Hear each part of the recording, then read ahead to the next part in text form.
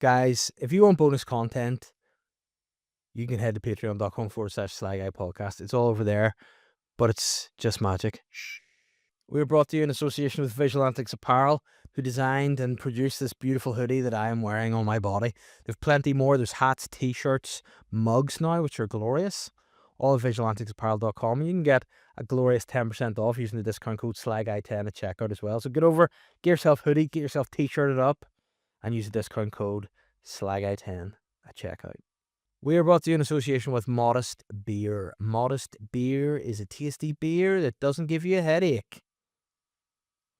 If you want to know more about it, head to modestbeer.co.uk. And if you want to buy some of their products, you can. You can pay full price if you wish, or you can get 15% off with the discount code SLYPA15 at checkout. That is SLYPA15 at checkout. I'm the Sly Guy. Hello and welcome to this week's episode of the Sly Guy podcast. We have a debuting guest on the podcast today, comedian Andy Gleeks. Andy is a comedian from here, from Antrim. Boo. Don't mean that, sorry, Antrim. But he has moved across to the mainland England and he's gigging over there. He used to be a teacher, and we had a great time chatting about the transition from teaching to comedy, and also what it's like if you fall foul of the law in the Isle of Man, and of course what it's like to be a grouchy old guy. It was a fun episode. It was a different episode. It was a conversational episode. It was an interesting first date, and you can check it out right now on this week's episode of the Sly Guy podcast. Andy, a debut on the podcast. Welcome to the Sly Guy podcast with me. Yeah, thanks very much for having me. Really appreciate it. Yeah, it's going to be fun. It's going to be fun because not only is it your first appearance on the podcast, this is our first meeting in the flesh. Yeah. We've been kind of, I mean, if we're going to make it into date terms, this is the first date. We've been kind of online. Bit of back Date, and forth. back and forth. Bit of flirting. And here we are. This is the first date to see how it goes. Yeah. And so far, I made that awkward for us both. So I hope it eases a bit. And Absolutely. as I said, Be gentle with me.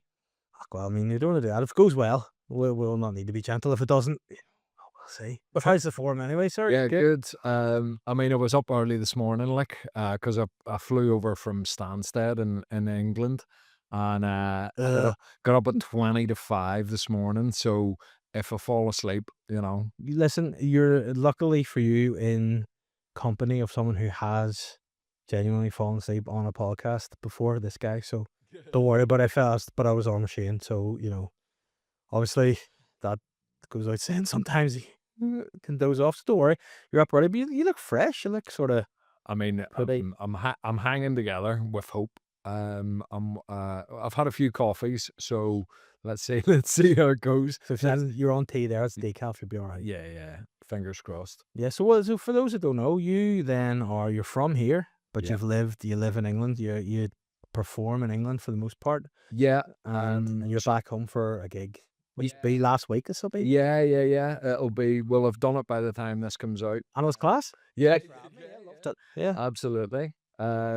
So yeah, I'm from Antrim town originally, and I moved over. Big deal.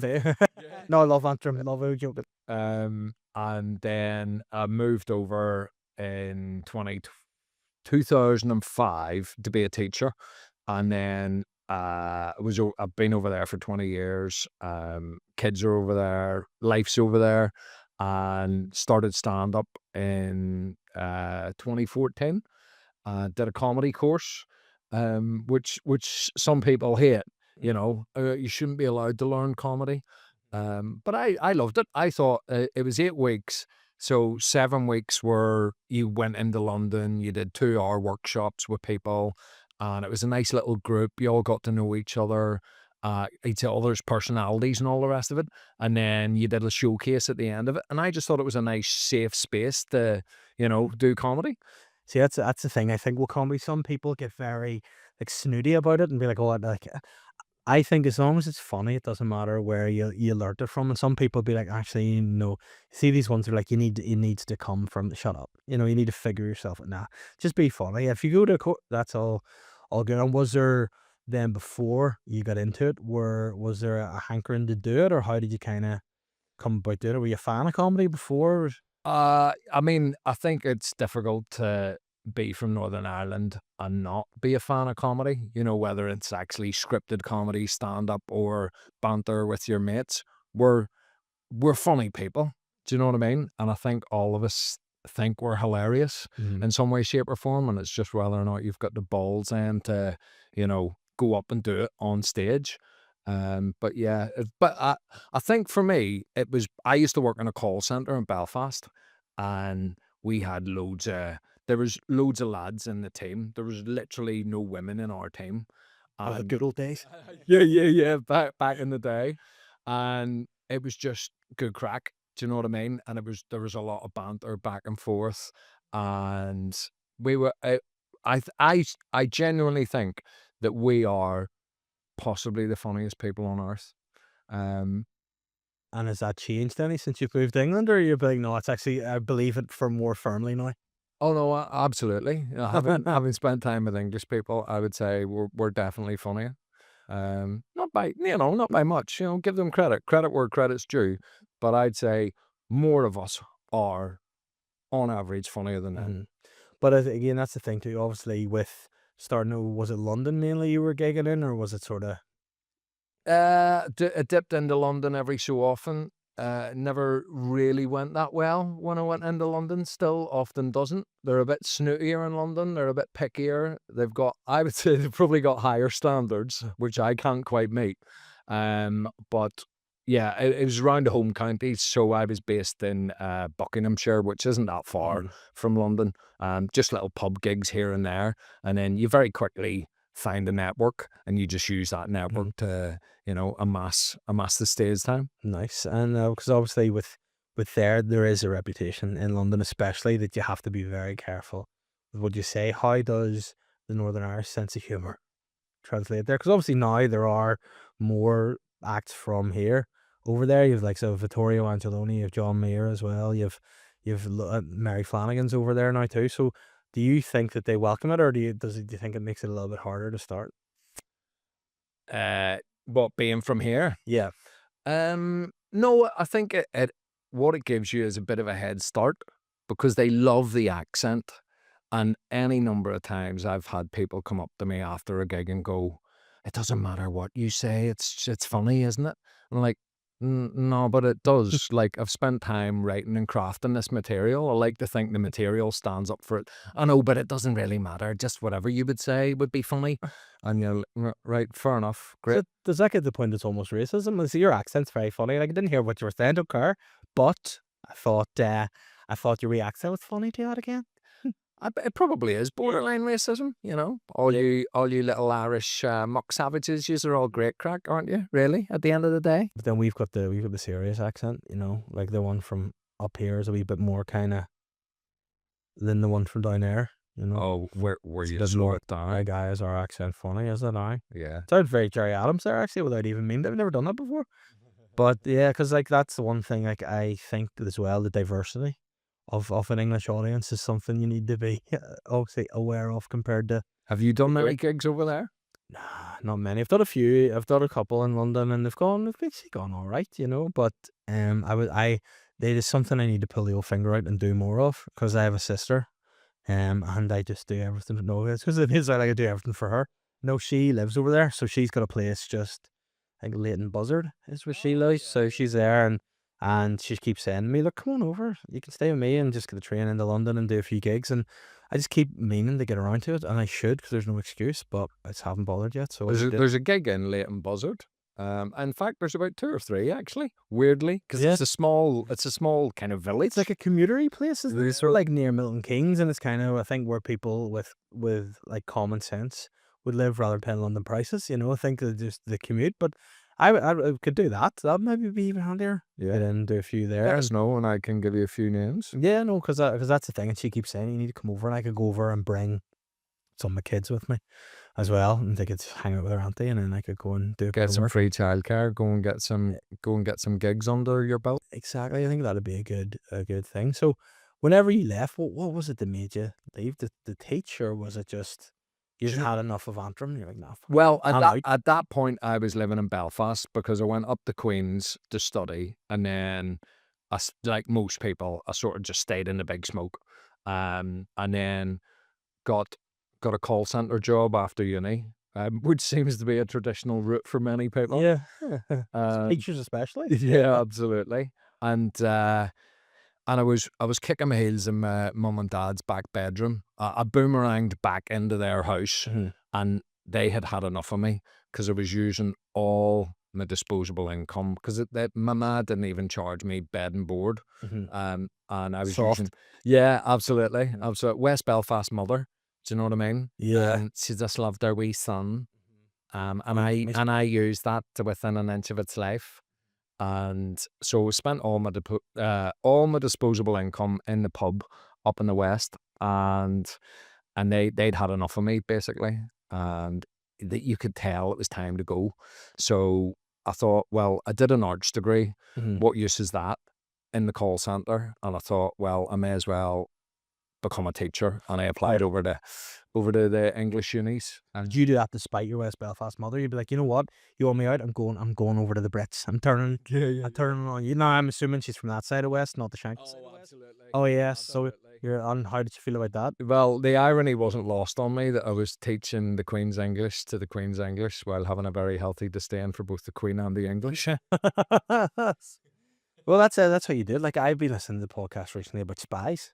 Oh, yeah. You used to be in under the cover of education, but really reporting back. I don't know who you're reporting back to, but you're reporting back nonetheless. Like a fifth column. Well, I've been teaching them how to use commas wrong for 20 years. Nice. So, Fadas. yeah, Yeah. it's like grammatical terrorism. Yeah. Well, that's the way to bring them down. You know, it actually should be the opposite. See some of the graffiti in parts of this country. You know, they could do with a bit of learning. But are you still teaching then at the minute? Or- Well, no, I gave up teaching 2 years ago. okay. I'd had enough. I was so burnt out. The pandemic did for me. I had 2 young children, and they were 2 and 4 during the pandemic, and I was quite high up in the school hierarchy. And well, it was chaos in schools during the pandemic because you had to do all of this kind of reorganization of how schools operated.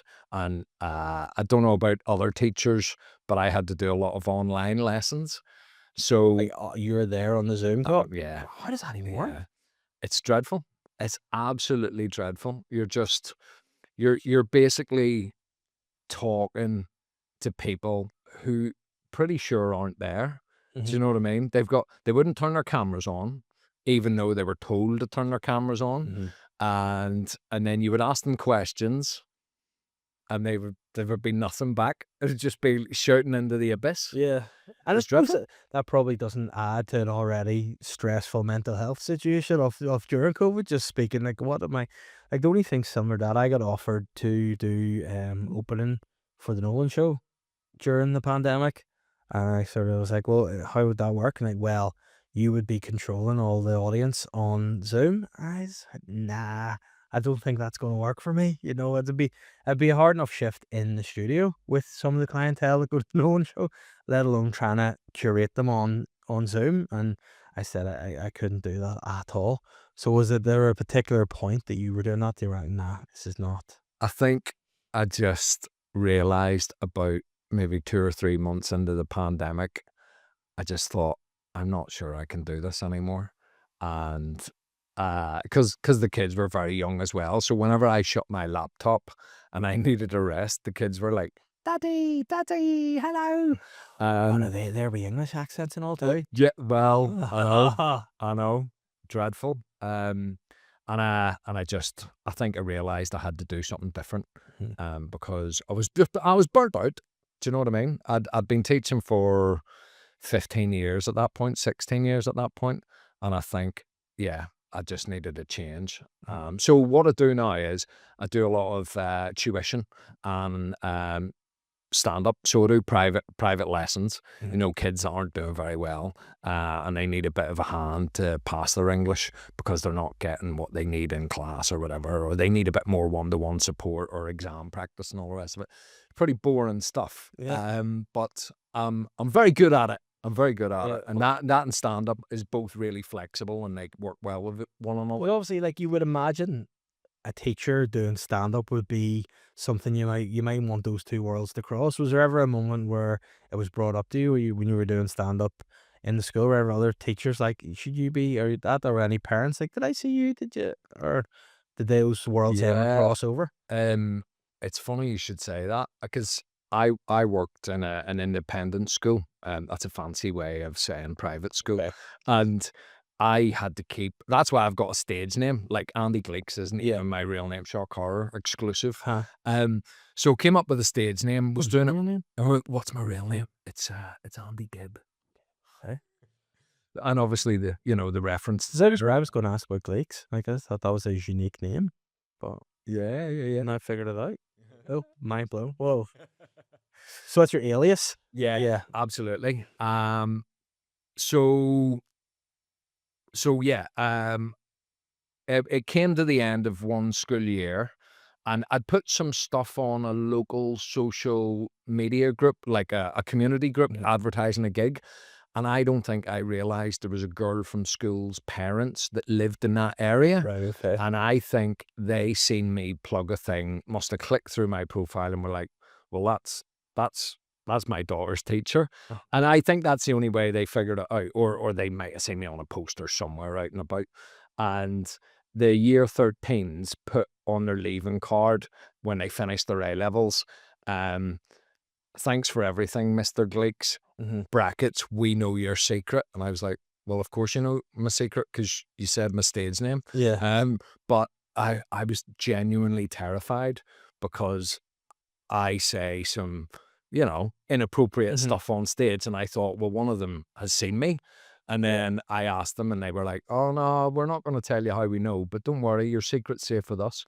And they did. They never said anything to the other year groups, Yeah. which was fair play to them. Like, That is, but also that must have been a little bit like, it sounds like the start of a Harlem Coben like series, that doesn't it? It's like, we know your secret, and you're like, well, I'm gonna have to start bumping off kids now to keep this secret. what a great idea that is, Like, isn't it? Yeah, absolutely. I mean, it would be the worst thing if you're actually caught and be like, why'd you do it? Because they might say do stand up. Like, really? That's why you put, yes, but my secret. But even kids threatening you with secrets, like, well, I'd be really panicking. What is my secret? To have secrets? Like, it'd be wild. Yeah. And has any of your pupils seen you afterwards, or? Well, now that I'm done teaching and I've been able to put reels and stuff up on social media, and again, it's only students that have left that I'll sort of, communicate with. And Of course, because you don't want to go to prison. yeah, well, exactly, Yeah. exactly. I am fully DBS checked still. When does that run out? You've got to update it every year, and it gets checked every time you're, you go for a job and things like that, or a new role, or a new tuition agency, and all the rest of it. So it keeps getting updated, Dave. So every time I'm giving the thumbs up. That's good. And has there ever been any kind of like Caesar moments where they're like, giving it, or? Well, I'll tell you a story. It's a long story. Listen, this is what this is about. It's a long form podcast. We're all good. Right. Okay. So, 2008, I had a messy breakup with a girlfriend at the time, and it came to October half term, and a mate of mine who I shared a house with at the time invited me over to the Isle of Man. Have you ever been to the Isle of Man? No, actually, I haven't. Very, very odd. Yeah. It's I've like, heard it's a bit wild though too. You can like go a street of pubs, and then that's yeah. Well, that's in keeping with the story actually, because if anybody got a little bit wild, Dave, it was me. okay. So we got off the boat Friday afternoon, and we just got absolutely, wellied into it. And we got absolutely battered, and it was about 10 o'clock, and it was time to go to the nightclub. So there was one nightclub in this town. Called the night. Yeah, absolutely. It's called Nightlife. Yeah, exactly. Original. Yeah. Took them a while to brainstorm that one. And within 5 minutes in that club, I had puked in the DJ box and got thrown out. Standard behaviour for a teacher. And in that 5 minutes, I'd also lost the cloakroom ticket from a coat. So I went back out, And I was like, I got thrown out by the bouncer, and then there was another bouncer in the foyer, and he was double jobbing as the bouncer and the cloakroom attendant. No, they're two jobs you don't normally cross over. Though Bounce around cloakroom. that's how small the Isle of Man economy is, that they were sharing jobs. And I went over to him, and I was like, he could speak fluent drunk. So he went, right, okay, you've lost your cloakroom ticket. Go and stand over there. I'll be with you in a minute. And he was talking to somebody else. It was Halloween, so he was talking to somebody dressed up as a sexy cat. She was clearly much more his priority in that moment. You would imagine so. 100%. And I looked into the cloakroom, and I thought, do you know what I'll do? I'll go and get my own coat.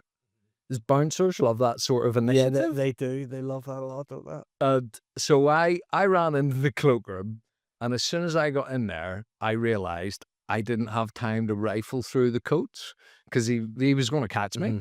So I panicked, and I grabbed the first coat that I had found, which was his, on the back of a chair. Oh dear. Oh dear. So I leg it out. I grab his coat and I leg it out past him. He makes a grab for me, and I sort of dodge him, Matrix style, while laughing my head off. And I run outside, and there's cops sitting outside in a meat wagon. And he gets on the radio straight away, and he goes, "Some dickhead stole my coat." And they went, "Yeah, we can see him." So I leg it across the road to there's this leisure centre across the road, and I run to the leisure centre. I'm laughing my head off. I think this is the most hilarious thing ever. And then out of nowhere, a female police officer absolutely takes me down, Batman style, like just out of nowhere, both.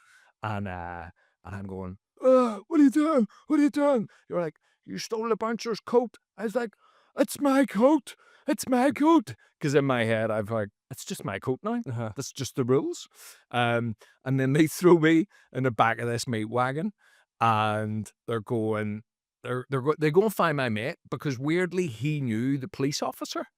Was he from there? Yeah, he was from the Isle of Man, and we'd been talking to her earlier in the pub. The one that flattened you? Yeah, before I got battered. We talked to her, and she was going, we were having a laugh about, do you remember those Booze Britain programs? We were having a laugh about that, and she was going, yeah, it doesn't really happen here. And I must have in my head went, challenge accepted. Yeah, we'll see about that. Yeah, 100%. And they threw me in the back of this meat wagon, went and got my mate. I'm in this cage, like, and I'm going, just like a cage monkey. Yeah, 100%. I'd gone full feral. And then they went and found my mate, and they had a chat with him, and they're like, look, we can't go back. We can't bring him back to the cop shop now. He's mental. Yeah. So they brought me back to his house, and then they dropped us off. They sort of waved bye-bye because they knew him. And they were like, he's got to come back tomorrow, and we're going to have a chat with him about this.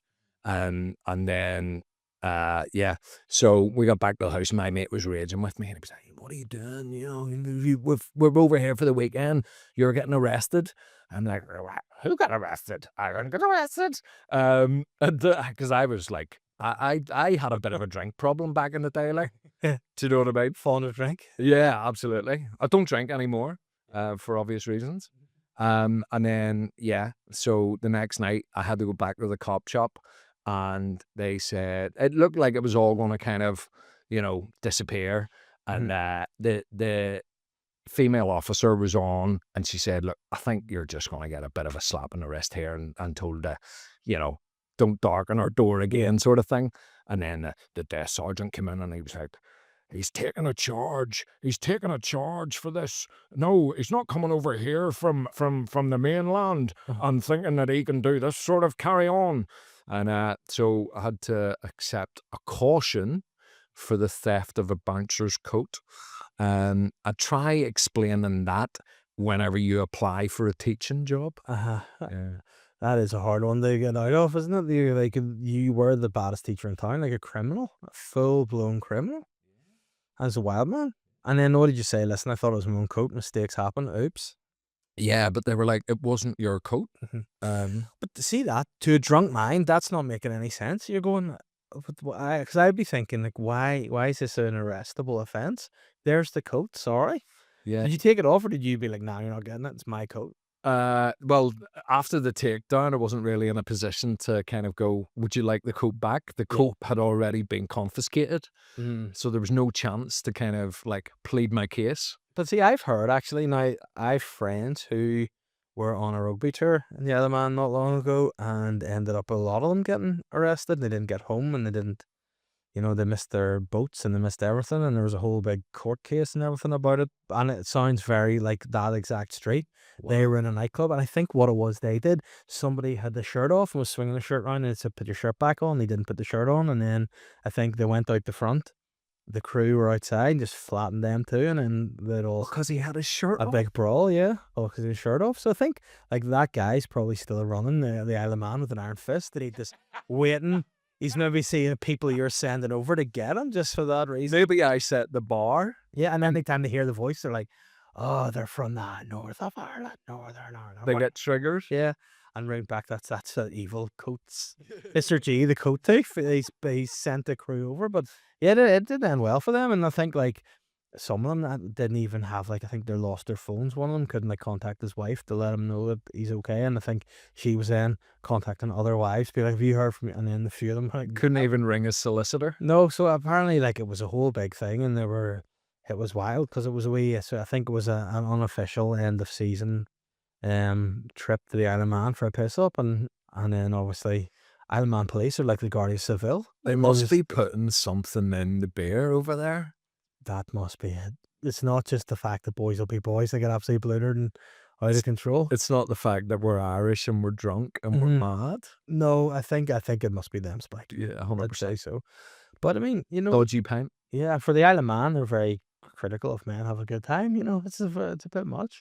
They must be. They must come from a puritanical strain or something like that. They must be a cult that have ended up there. A bit like the way the Americans were all Puritans and Yes. they all came over from England in the 1620s. Maybe some of them got lost in the Isle of Man on the way, See, that could be it. and they're like, "We're not having this," you know. And maybe they're like, it actually takes way shorter to get to America than we thought. 20 minutes, we're here, sweet. But I just think it seems a bit like a bit much, I think it maybe it could just be that whole that's their one strip, and they're like, you know what, let's make an evening of it. There was nothing to do. We're really not hitting the quota here, so let's just arrest a few drunk fellas from also a few drunk Ulstermen and just take them out. Maybe it's just racism. It could be. It could be that no blacks, no dogs, no Irish. 100%. And the Isle of Man still enforce that. What we should do is you should give me the contact details of your mates on the rugby tour, and I'll talk to them, and we'll get a class action lawsuit going against the Isle of Man government for their tawdry, lazy, anti-Irish racism. I think it would work well. I mean, I'd almost phone him now, but the main guy will be in work and be like, I can't get through this now. Probably legally I can't talk about it. Certainly on your stupid podcast anyway. Oh, sorry about that.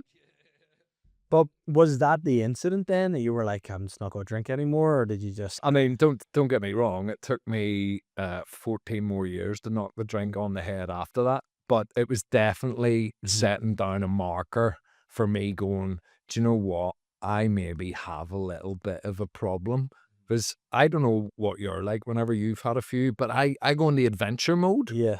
I just think, I'll do what I like and everyone will enjoy it because I'm fun, wacky Andy. Yeah. So I think I don't know when enough is enough and the fun's been had. And actually, I am. I wouldn't say I'm not drinking anymore, but I've definitely curtailed it a lot. I did a thing like I'm taking weight loss jabs at the minute to sort of try to focus on taking Manjaro, and it's been good, but I hadn't drank on it before, and then I went out and I got bloated. I absolutely hammered, and I didn't realize that the effects it has on you when you drink are wild. So it's like anything, it delays your digestion a bit. Okay, so if you drink like you maybe would, you'd be necking pints or whatever, and then all of a sudden it hits you, toof, and you're rolled off. So we were doing a thing and I ended up drinking a lot of beer, and then I hadn't drank Buckfast in about 15 years, and I drank an entire bottle of Buckfast in near enough one go, and then it just hit me out of nowhere, and I was wild apparently. My behavior. What were you doing? What were you doing? I was just being really loud, inappropriate, using slurs that you probably shouldn't have used, things like that. Word like but again, knowing you shouldn't say stuff, but saying it anyway, and you're going, oh no. And I think that's the thing when you're really blocked. You try to be, I think, more shocking and like, I can't be contained. And then afterwards, you're like, you get a lift home, you're bucking in your sink, and your wife's texting your mates, being like, he's just there, being sick in the sink, and then you wake up the next day and people are like, I was a disgrace. I'm like, I don't even remember anything that was going on. That I'm like, you know what? It's maybe not worth it. Now I have stopped drinking a lot, and that was an absolute. And after that, I'm like, you know what? It's not for me anymore. They made Buckfast became a big, when I moved over to England and I had a shared house with a few mates of mine, Buckfast became this big thing. Like I talked to them about, the magic of Buckfast, and they were like, what is this mythical drink?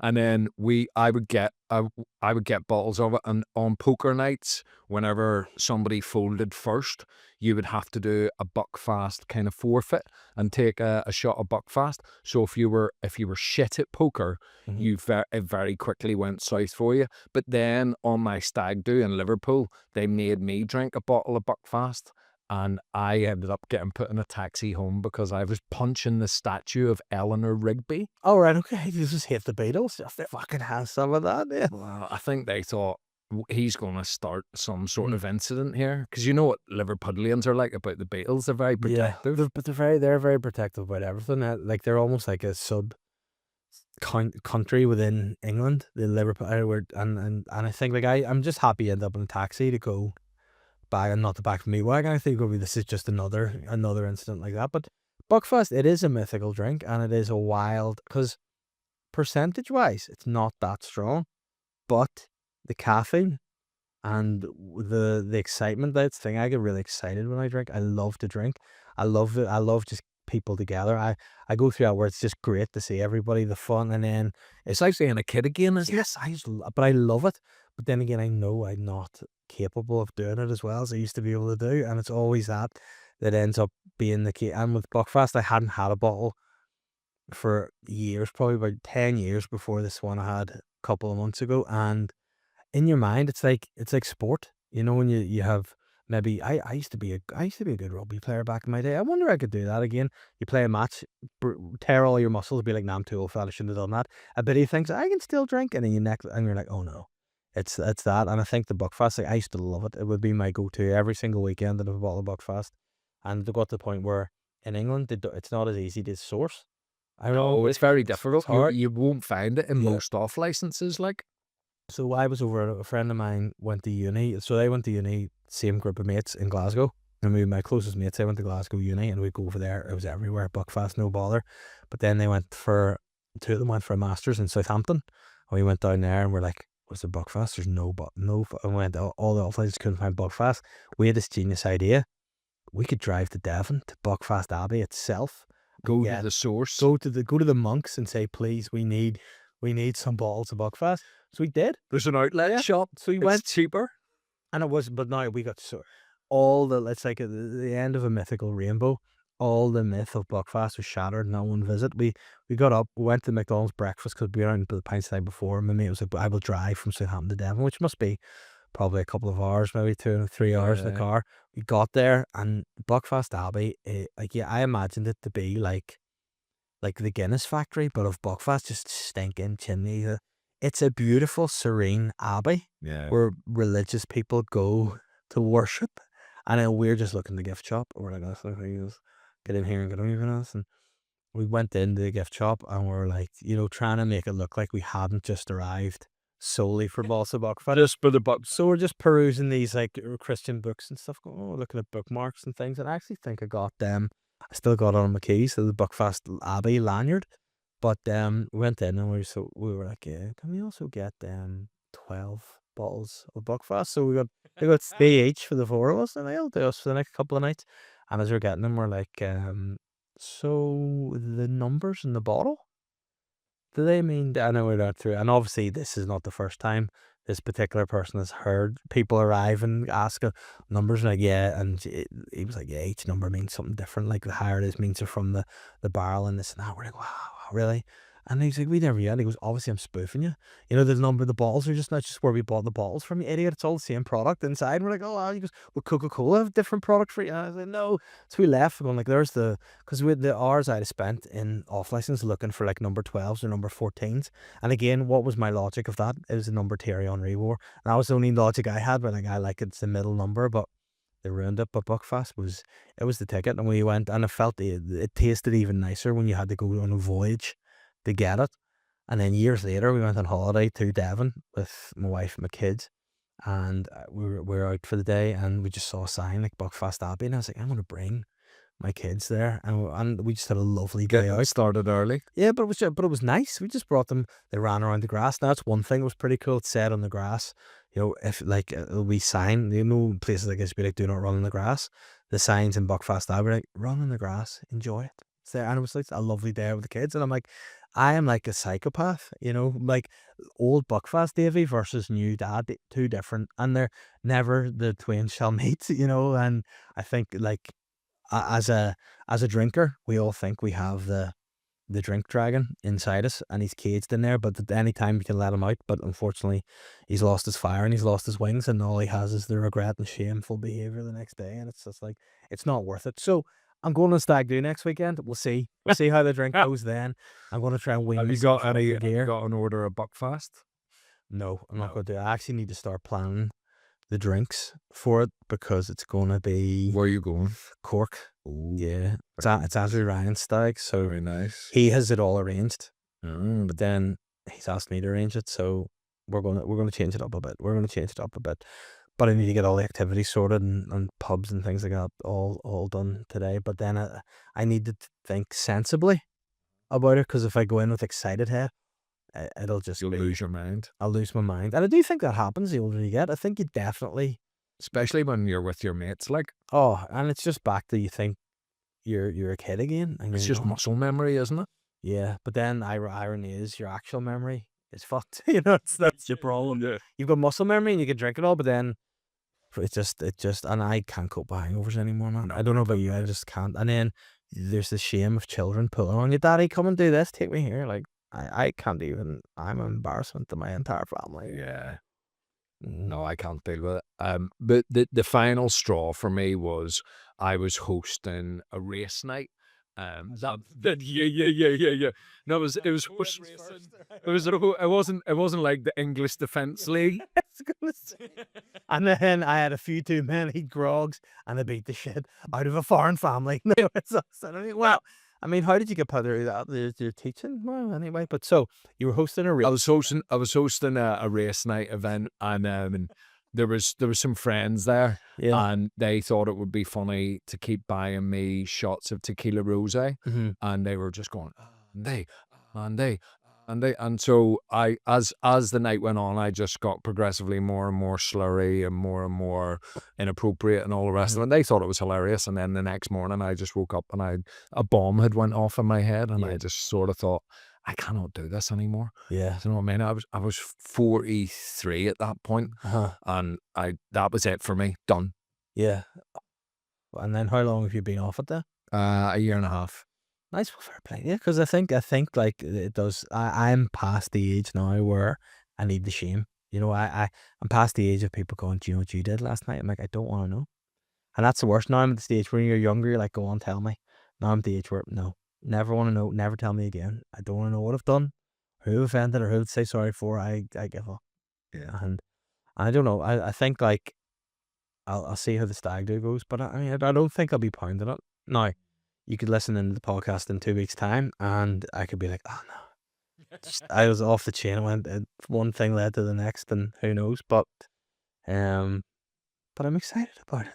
I know it'll be a good time. I think we all are. Yeah. Really. That's the problem with being from here. We've got a propensity to drink, but we've also got this deep riven shame as a result of our upbringing as well. So you've got these two things that don't marry up. You want to do one, and then you've got the other, and you're like, well, these two don't make sense at all. But maybe that's like the God's move.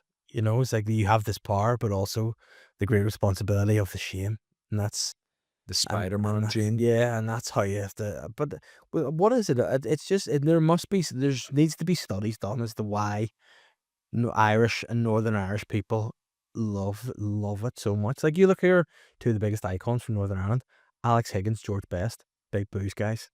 You know what I mean? There's always that Jimmy Nesbitt, you know, big booze guy. So it's just part of the culture. So I think almost there should be an international Intervention. and but not even like an acceptance of from other people to be like it's just what they do.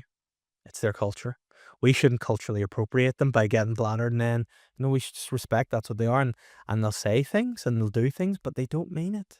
And they should have, and then that'd be brilliant. Imagine there was no shame and no one judged you and being absolutely blocked. You'd be at it all the time. Yeah, 100%. 100%. Yeah. That would be very dangerous, I think. Yeah. You know what I mean? There's that old saying, isn't there, that if the Irish didn't find drink, they'd be running the world. Yeah. I'm not sure that's true. Nah, because there'd be something else, wouldn't there? Yeah, 100%. Like, and even like, I'm not a big drug guy, and not through any judge. I'm not one of these people be like drugs. No, don't dare.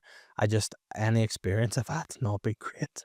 And growing up, my mum was like, whatever you do, don't do drugs. I will disown you. I will hate you, and you will see if you die from doing drugs. I will not even bury you. And I was like, so what's going to happen to me? You'll just be left. Be like, wherever.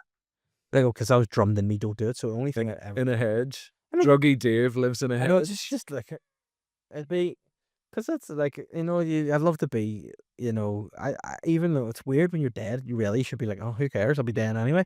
But a bit is always like, no, give me a bit of decorum, like let me put me somewhere. But she was like, no, if you do that, so it was always in my head, never ever do it. And then obviously when you get a bit, you're like, "Oh, smoking weed's great. Have a wee bit of this, it's great." And then you try it, and you're like, why is my football shirt sticking to me? Ugh, this is not for me. But so then I did edibles. Was in New York for the first time, and that was the worst I've ever felt in my life ever. Like I'd heard edibles these wonderful things, and I think like, They're very strong, aren't they? oh yeah, but they were like it's the effect of cannabis, but you don't have to smoke it. I'm like, well, I'm asthmatic, great. I can eat for I can eat for Ireland. Let's go for it. I ate way too many, and I thought I had actually broken my brain. It was horrendous. Like the feeling of how I would describe on edibles was just being lightheaded with Mhm. high blood pressure. That's what I felt. I was like, I'm just going to faint at all. Man, it was horrendous. And the next day, and then for about a week, like I couldn't even do a wash in the washing machine because then when you got down, I couldn't get back up again because I was so like balanced. Lightheaded. And I thought I have cut a fuse in my brain. I have no balance anymore. This is going to be me just forever. Just well, it was horrific. So I will never do that again. How I'm a long wee did bit it like that. take to get out of your system then? About 2 weeks. It was It's awful. a long time. But it was man, like so stupidly again. I love it last night. Wherever if I'm on my last night on my holidays, I'll neglect the fact of the travel the next day. I'll do it wherever I am, even if it's I like. And I've traveled like back from stag do's and stuff. Like I remember there was one I came back from Spain on a stag do, and for some reason the last night of stag do, we all thought instead of matching t-shirts, we're all gonna wear thongs, and that's Lovely. gonna be the look. We'll all matching thongs. So the next call comes, yeah, your transport's outside, getting it. Oh my god, not ready. I threw the bag there. Let's go. Still wearing the thong from the night before, but jeans on, whatever. I forgot, lost my belt. So while we're going through the airport, we're going through like lift your arms up. So you lift the arms. The bags, your bags fell down. No, they're just slightly lower, just so you can see the top of the thong, because buried in the fat, and you're going, and you're wearing some sort of silly straw cowboy hat, being like, don't ask any questions, just like that's, and moments like that, I just love it. But then we came back from New York that night on the edibles, we went into Dublin, and then I had luckily Shane was driving, and into his house, I had to drive back from his house, but the mine, which is about an hour's drive, and it's like, this is the most off my head I've ever been, and I should not be driving.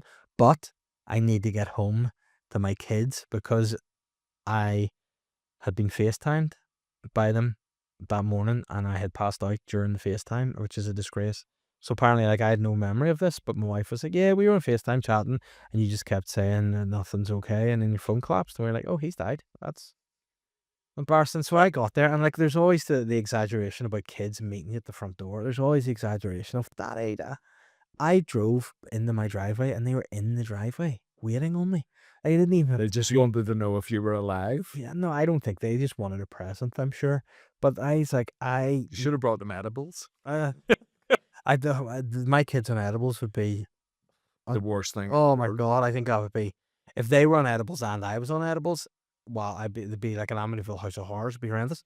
But there's that time, I'm sure you've had it yourself as a parent, where you need, if you've been out somewhere in a car, you need the 5 minutes in the driveway to compose yourself, to go from whatever you've been to be like, right, It's self-care, isn't it? yeah, just let's go. But to not have to have them opening the door at you, like, God, no, I don't, this is not the time I need it.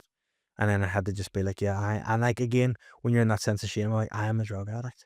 It's like, you've only done this once. No, I am addicted to edibles, to cannabis, and I'm a disgrace. And I'm home for my intervention. I know, and I couldn't even sleep because I couldn't get, oh my God, it was horrendous.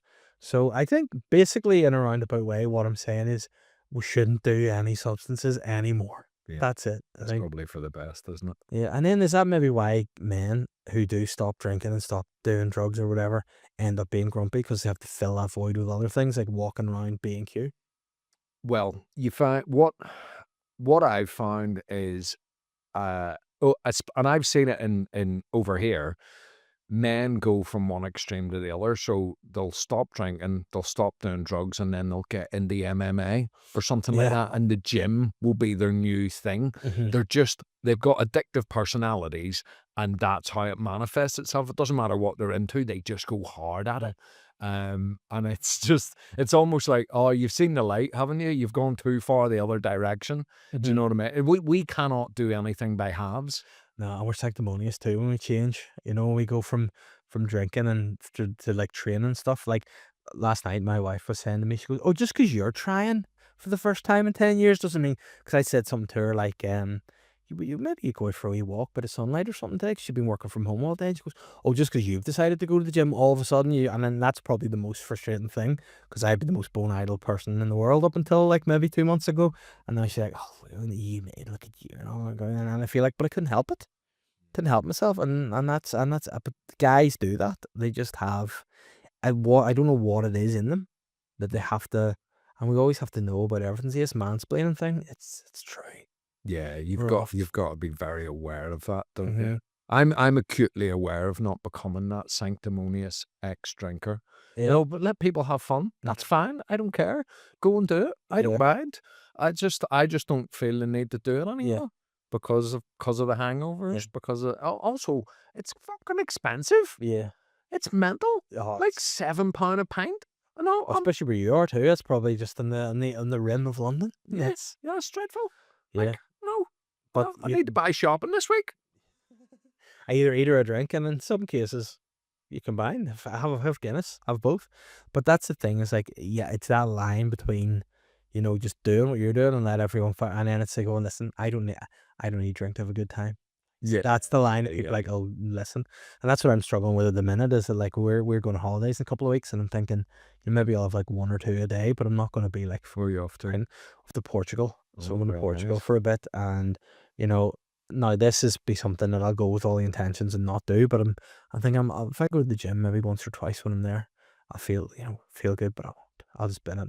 I'm probably when I get there, I'll be so excited and I'll be like, oh, it's all inclusive. So I'll be like, oh, look, there's Summersby cider. Oh yes, have some of that. I'll go for, I'll probably just end up being a disgrace for that week. But as long as Do 1 rep, 1 pint. 1 rep, 1 pint. that's a good idea. Yeah. But all I want is to just be there and hang out with the kids. That's the target, because That sounds nice. that'll be a nice time. But and then the weird thing is I don't miss not really drinking. I don't mind that. It's good. It's like, I suppose if you're the same, if you've not drank now in a couple of years, like with doing stand up, you can fill a void by doing jokes. It's a buzz you get from it too. It's nice that Yeah, absolutely. There's more ways to fill your time. Do you know what I mean? If you're just disciplined about it, and you're right. Comedy's great because it gives you a focus. It gives you an outlet. It often puts you in pubs and clubs where there is drink. But the good thing is you can just have a zero beer nowadays. Yeah. It's happy days. Do you know like what the zero though? Do you?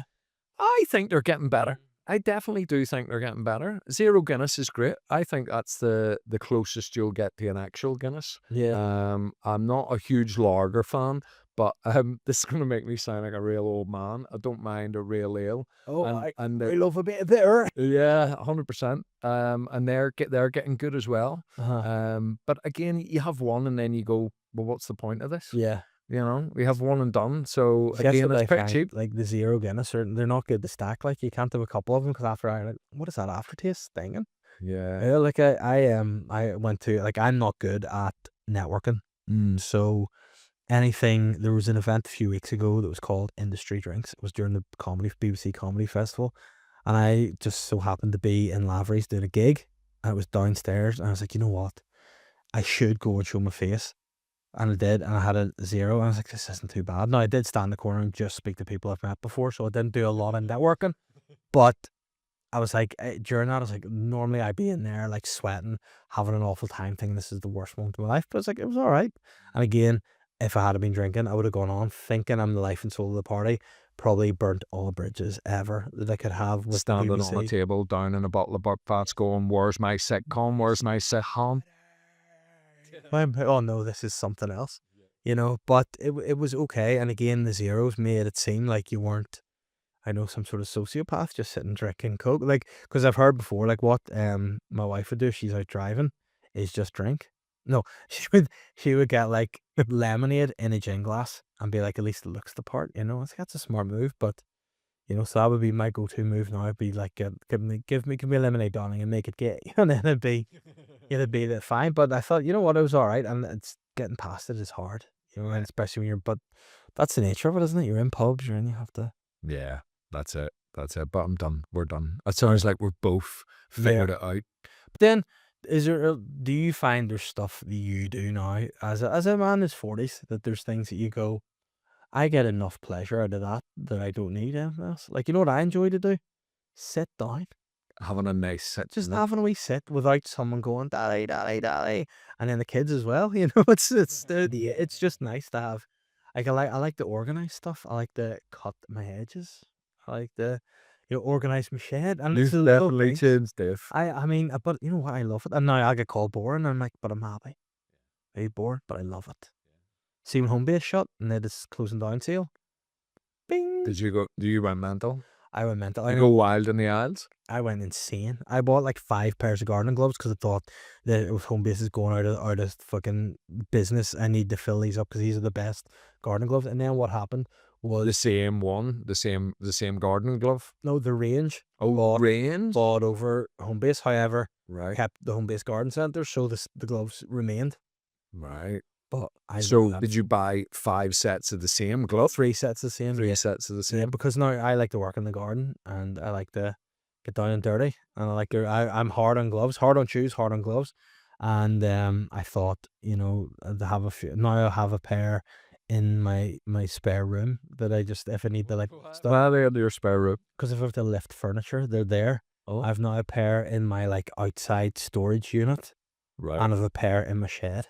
I feel like this is you telling me you're on the spectrum without telling me you're on. I mean, I feel like I've been told by people that I should get checked out, but I mean, there's just just self-diagnose. It's Yeah. easy. That's what everybody does nowadays. I've got this thing. yeah, but you know what? Because now my wife, who's a nurse by trade, does like disability assessments and stuff. So now when I'm hearing people on the phone, I'm like, you don't have it, So I'm like, I don't want to self-diagnose. I want someone to tell me. All right. But I'm very keen on lists, and if things aren't done in a particular order, I'll lose my mind. All so- signs point to yes. Yeah, they do. Now I've done all the online tests, and I've aced them. Like I'm amazing them all. And then I met somebody who has I've done 114 tests. Well, not counting. But I met one person who's ADHD, and she was telling me all this stuff about how she copes and how she, and then we were like just sharing notes, and she was like, "You have it." I'm like, "Do you think?" She's like, "Well, you're worse than me," and I was like, "All right, well, I like to be organized. What can I say?" Yeah. And then, but again, you know what? If it's worth doing to get like, To get a car or get something. a car, Can you get a car if you've got ADHD? as long as you have the I feel like ADHD. I feel like they probably shouldn't give somebody a car because you get distracted while driving. yeah. What? Rest again, eh?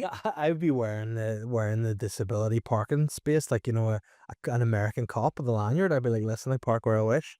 Then I'd go for that. But I mean, it's very worth doing. But May as well. Make it something out of it, like. But make it more peace of mind. I'd maybe get cast in more things too, because I would be part of Disability, yes, disabled crew. absolutely. Diversity hire. Mm-hmm. That's great. That's big at the minute. It's not fair because they don't consider baldness and obesity as a minority, sadly, anymore. So That is not fair. it's a shame. But what we will do, speaking of minorities, I have some questions from the sounds so disrespectful to call the Patreon community Craigie. minorities. How do they but, even know who I am? Let me see. They know. Everyone knows. Let me see. Please ask Mr. G. No, it's not your freaking dope back. Where are we? This is just an old guy trying to use technology. Number one. Where are we? What has happened here is the technology. The Wi-Fi here is down at the minute, so it's a bit Bit iffy. slow and unsteady. Right. A lot of people know my dog had an operation this week, so people are wishing. Oh, the questions are. Have I got to answer questions about? You've your got to answer dog's questions, operation? but people are saying hope Vinny's okay. Oh, And he is, yeah. that's Vin, nice, isn't it it? is. It's kind, but in case you're wondering who's Vinny, like it's weird. Yeah. Reference to my dog, we found a lump in his head and they took it in. They said it might be cancerous, so they take it out and they've sent it off to be checked. But they think it's cancer, but hopefully it's cured now. It's out. So fingers crossed. Thank you, Laura, and thank you, John, for your kind requests. Have you done many podcasts yourself before? Have I done many podcasts? Let me have a think. I've done one years ago, and then weirdly, in my ex-teacher capacity, I did a podcast recently, very different from this. Mm-hmm. I did a podcast recently where I talked about the book Wuthering Heights. Oh, nice. Very different vibe. Do you want to talk about the book Wuthering Heights now? Is that something you would enjoy to do? I would just push people in the general direction of that podcast. It is a fab podcast called She Wrote Too, and it's all about female writers. And I know the person that runs the podcast and presents the podcast, and she just asked me on to talk about Wuthering Heights, and I love Wuthering Heights, so I came on and talked at length about it. Is it? Would you say it's your favorite book? Oh, that's a good one. It's great. It's amazing, and everybody should read it. But it's mental. Like, the book is absolutely mental. It's like EastEnders on crack in Yorkshire in the 19th century. It is like every chapter something mad happens, like there's some violence or somebody horrible does a horrible thing. It is literally insane. You should make it a sitcom. Make it a sitcom. Make it a sitcom. It's too violent to be a sitcom. It's mad. My favorite book is probably The Great Gatsby. Okay, so is that? Have you read it? Have you seen the film even? Not seen the film. I'll tell you why I didn't see the film, because I felt like Get everybody, too distracted. everyone's being too Gatsby. You know, everyone's saying Gatsby's the thing, Gatsby, and people are dressed like flappers, and So you set yourself against it. so You were I like, do I'm it. not doing it. I do that with loads of things. I do that with loads of and things. and it's to my own detriment on a lot of occasions. I've done that with Game of Thrones until I heard like one of the penultimate episodes from my bedroom. I was like, this sounds interesting. Lots of fights. I feel like you would have been good in Game of Thrones. Yeah, but I wasn't a serious actor at that point. You know, I've only recently become a serious actor, and I think like, you know, I hate to blow my own trumpet, but I'm a serious actor in a BAFTA award-winning drama. But it's fine. And I feel like I would have suited it, but I didn't like Game of Thrones or know about Game of Thrones But you've since watched at the time. Yeah, and then when I came out, off my bedroom, not as gay or as a Game of Thrones fan, but I came out of the bedroom, like, you know, because I heard the noise, and it was one of the episodes. Like, do you watch Game of Thrones yourself? Yeah, I've seen it all. You know the episode where the Night King basically wipes out everyone? It's a big battle one, and he like kills like Reek, and he kills all those ones. Yeah. That battle scene, was that the final series, like the second from the end, or like one of those? Yes. And I watched that and was like, this is amazing. And then went back and watched it all and was like, this is very good. This is very good. Now, what they should have said is fighting and ditties, and I would have watched it from the start. But They should have just called it that. yeah, It's fighting and ditties. I mean, they missed the trick. Like, Game of Thrones is a wee bit sort of wanky, but if they call it fighting and ditties, we're in. yeah. You know, like, they haven't even called any of the follow-ups or the prequels that. No. But I like House of the Dragon. It's great as well. Yeah, House of the Dragon is good. It's very- Different vibe, different, bit slower, but equally great. What I Equally will great. say, though, series 2, bit shit. Like, because the end of series 1 was like, there's going to be war. Yeah. And then the entire series 2 was the war's coming. They just drag it out. It's like, didn't they? Brick, give me the war. Yeah. I've seen enough Diddies. I want fighting now. Yeah. This is what I want. They So, burned all their money on Game of Thrones, you see. yeah, but they did some good money on that too, though. Never remember when your man Matt Smith was just pissed off to me and lobbed his head in half. That was impressive. They beat him doing that. But I gave up on it, and then I watched it. I liked it, and then like the Rolling Stones, I was like, oh, my mum and dad didn't like them, so I'm not gonna like them. And then I listened to them when I was like a teenager. Like, these guys are brilliant. And Yeah. in school, I do that a lot to myself. If people say no, I'll end up. It's a lot cooler to like the Rolling Stones than it is to like Gatsby. Beatles. Yeah. No, Beatles. Yeah, but no, when people were being Gatsby, I hate when people like take things and like another thing's Peaky Blinders. You know, when people are all getting that haircut and they're all like calling their group of mates the Peaky Blinders. No, you're not. Shut up. You're just a loser. You know, and then I watched Peaky Blinders and I was like, that's not actually as good as everyone makes out to be. It's overrated, I think. No, it's all right, isn't it? Yeah, It's it just is. fine. Yeah, we're going to start Mobland. That's some people are saying supposed to be very good. Is that the Guy Ritchie one? I think I don't know. I know it's got that guy that everyone fancies in it. Tom Hardy. Oh, And Pierce Pierce Brosnan Brosnan, in yeah. this one. I've heard it's mental, but it's like it's almost so bad it's good sort of thing. Right, okay. Well, I'm going to watch that soon because I've subscribed to Paramount Plus to watch it. We're on a 7-day Careful. trial, so I need to get it in there. How many streaming services are you signed up to now? Disney, Amazon Prime, Netflix, Apple. Oh, Craigie, you've got Apple. Not But many it's- people have But Apple, it's do part they? of my phone deal, Yeah. see, so it's okay. Have you thought about getting a dodgy Fire Stick? You know what? I'll tell you what. I have thought about it, but again, it's one of those things that I refuse to do out of principle because my dad is like the champion of Copyright? no, my dad. I mean, my dad is. He may know a guy that has a stick, and sometimes when we're in this guy's house with a stick, you know, sometimes when we're in there, you're watching football and it's buffering, and I'm like, that shit. I hate that. Right. You know. And then when it just so happened, I was watching Arsenal get beaten in the Champions League semi-final, and we were watching it was grand, and then it started buffer, and then when it loaded, they had just scored. So obviously that had been what had happened. It did go. You So- get what you pay for, don't yeah, you? it was BS. So I just had a principle. Now, eventually, when I look at all my friggin' subscription bills together, I'll probably go no, because like Disney feels like it's free because you pay it once a year, Yeah. but all the rest, like, and that Netflix is cheaper, part of the Virgin deal, you know. So it's all kind of Have you got the Netflix with ads? no, That's even cheaper. yeah. That's it's all right. It's like the 1980s all over again. But that's what we were giving off about last night in Paramount Plus with ads. Oh, it- okay. You could get the Paramount Plus a month for $4.99, or you could get it for $7.99 without ads. Who's paying an extra £3 a month just to be impatient? Yeah. That's the world we live in, my friend. Yeah. Scrolling, links, TikTok, reels. Just enjoy it. Enjoy. See, during a break, go for a pee. Go make a wee cup of tea. Do you remember? Did you ever play Guess the Ads? No. I think you and I are from a similar generation. Yeah. It used to be that the ads would come on, and if there was me and my sister, or if there was more of my extended family in the house, we would all play who can guess the ad first. So it'd be like 2 seconds of the ad, and someone would go Rice Krispies, and you would get a point. So it was basically, we were so slaves to capitalism. It was who could parrot capitalism the most. It's a thing. Guess the ads is a thing. But then if you've seen them once, you'll be like, I know that ad. That's it. It's a category you can't guess because I know. That's Coca-Cola. I know it. And maybe I am. Maybe there's something wrong with me. I'd be like, no, I can't have fun with this game. No. You would set yourself against the game. You'd be like, Yeah. I'm not playing Guess the Ads because everybody else is playing Guess the Ads. Yeah, exactly. And then, no, I wouldn't have fun. I just sit there, I guess. Grouchy. He's great crack, Dave, isn't he? But I do think ads are coming back Yeah, because they got shit. yeah. But I've seen 2 ads recently that went, that's an enjoyable ad. The first was one for Andrex. Have you seen this one? There's a little boy and like he's in the school hall, like they're doing exams, and he farts. And everyone's like, oh.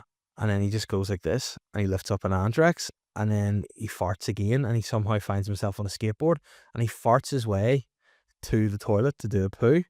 And I think the ad's like 75% of school children won't go to the toilet in school. Oh, But yeah. we're here to, but basically what they're saying is, go for a shit, enjoy it, be proud of it. And like as he's heading down, he's high-fiving everyone on his way to the toilet and he holds it up the toilet roll and he's like, going for a shit here, closes the door. So it's finally making it cool to have a shit. To have a shit in school. Like, now speaking of shit, another I don't like is the Pampers one for punani. I think a punani is too similar to a punani, and that's a problem for me. I don't like it. I don't like the way the words work. The other ad I saw recently that made me laugh out loud was one for Lynx, and it was like the new fragrance, and it's about this girl who's a new boyfriend. Have you seen it? No. And the new boyfriend, like the girl's got long red hair and the boyfriend's got long red hair, and she comes in and she's like sniffing him and all, but then they have a dog that's like Lassie with long red hair, and like you can sort of see the dog looking at them, and then they're like him and her are like on a wall at a block of flats where she lives, and they're kissing, and the dog just runs in, shoves him off. And he's like, it's this jealous dog. It's so funny, so stupid, but they're two great ads. Nice. It's been a while. Ads are coming back. They're coming back. And speaking of coming back to the question that Oh, was very asked good. at I hand. thought we would finish. No, with no, there's questions. 2 questions. Jones wishes Vinny well. I said, I'm about to record my first podcast. Any tips or advice, boss? I think don't overthink it. Just try and be as close to your authentic self as possible, because that's what people like nowadays. People can sniff out a phony, especially in teaching. Yeah. Do you know what I mean? If you try and be something you're not in teaching, the kids absolutely know. Says this guy with an alter ego here. But yeah, just try and relax. Be yourself. And yeah, just And chill. engage with what's the word? The subject. Because if he's doing like a book, one like Wuthering Heights, get it in. And listen. And actually listen to the person. If you're doing a podcast with somebody else, like we're doing a podcast together, you've asked me questions, we've talked about subjects, I've listened and responded. Some people just like zone out. Do you know what I mean? Some people get distracted. Like, I've been very impressed with your ability to focus. I'm at a hyper focused, you could say. 100%. But yeah, just listen, actively listen. And people can't do it nowadays. They're just like, But it is a long time since I talked to somebody too. You know, especially the Flick crew. absolutely. Speaking of Flick crew, Laura says, what's the slyest thing you've seen recently, Dave? And I hope Vinny is doing okay. And I hope the girl that said that to you in the vets thought about what she said afterwards and regrets it. So sly of her. 1 for timing, secondly for what she said. Yeah, I got roasted by a woman behind the counter in the vet. She say? She was like, can I just ask, did you do this thing at Shane's live podcast? And I was like, I can't say if I did or didn't. She goes, well, I thought it was crap. I didn't think it was funny at all. And she's like, I've seen you before and I thought you were quite funny, but I thought that was wick. I was like, all right, I've just collected my dog here who's got his head cut in half, and He might have cancer. yeah, and I'm a little thanks bit for glad, but cheers for that, you know. Wow. See, I hurt my feelings a bit, but But this is it now. If you've got profile, you're a fair game. yeah. So what? expect more of that whenever you're shopping or Yeah. collecting your children from school. You're going to get constant feedback I know. on whether or not you were good enough for somebody. Yeah, and I think that's fair to just abuse people for just trying to bring a bit of joy into the world. Absolutely, man. So what's the slyest thing you've seen recently? What's the slyest thing? Because the slyest thing to me was that woman. Yeah, hurt my feelings. that's sly. Oh, that's a good question. Do you know what? This isn't really sly, but maybe it is sly. I got on the bus today from the airport, and there were these 2 Scouse ladies that were over. You really hate Liverpool, don't you? No, I don't hate Start to Liverpool. the 2 Eleanor Rigby's. Yeah. Yeah. Thanks to that. But actually, this makes sense when you think about it. I now have a reason to dislike Liverpool after this. So she was saying, she was on the bus and the bus driver was shouting, "Oh, we're at such and such a spot. This is a set down point." And she was going, "I can't do the Liverpudlian accent, so I'm not going to do it because I'll butcher it and then it'll Do it upset anyway. more Liverpudlian accents." Fuck them. Fucking hell, mate. What's the set down point? Do you know what I mean? What's he talking about? That was a great effort. Well, thank you Yeah. very much. And she was going, where's my hotel? Where's my hotel? And she was showing me the map, and I was going, look, Making you tell her? she was going, right, my hotel's here. Should I get off the bus? And I went, stay on the bus. The next stop, the Grand Central is better for your hotel. And she was like, great, happy days. And then I told her I was emceeing this gig tomorrow, and they went, we're going to come and heckle you tomorrow. And I went, I've just helped you out. Do you know what I mean? And then she called me a bus wanker. Yeah. And I went, I'm not a bus wanker. I have literally just told you that you should stay on this bus because you will have to walk less. And so I think that's pretty sly. Yeah, I think sly she called me a bus wanker when I was doing nothing but being helpful. You know what? This is the thing about today. You can't help anyone anymore. How old was this woman? I don't want to answer that. Was she like younger than us, older than us? I want to say maybe around the same age, maybe slightly older. Yeah. So do you think she is going to come to the gig? Do you? Well, let's see. Well, hopefully you'll be there, so you'll see her. Or So not? And if she's shouting bus wanker at me, you'll know. yeah. Well, you were on a bus, but you weren't. I wasn't wanking. Right. Okay. Well, that's fair enough. If you Hence- if you were having a wank on the bus, I think that's fair. Yeah, no, I wasn't. She called me a bus wanker because I helped her out. Well, maybe That's sly. that's the lesson in life. Don't help people anymore. No, Don't. no. Andy, listen, it has been a pleasure. Where can people find you? You can find me on Instagram at Andy Gleeks. I'm also on TikTok for shame. I've got 1,000 followers on TikTok now. I'm blowing up on Yeah, you're TikTok. making that coin soon. Absolutely, at Andy Gleeks on TikTok. You can also find me on Facebook as well because I'm boomer adjacent. There you go. So yeah, it's all good. And are you going to do any more gigs here? Do you think? Fingers crossed. Yeah. We might do more at the Antrim Courthouse Theatre, so look out for that. If you're ever in England, check out Comedy Ladder. I run a few gigs over there. I just pretend to climb a ladder. Yeah, absolutely. So yeah, happy There you go. days. Pleasure. Thank you very much. Cheers for having me on. Appreciate it. I'm the sly guy.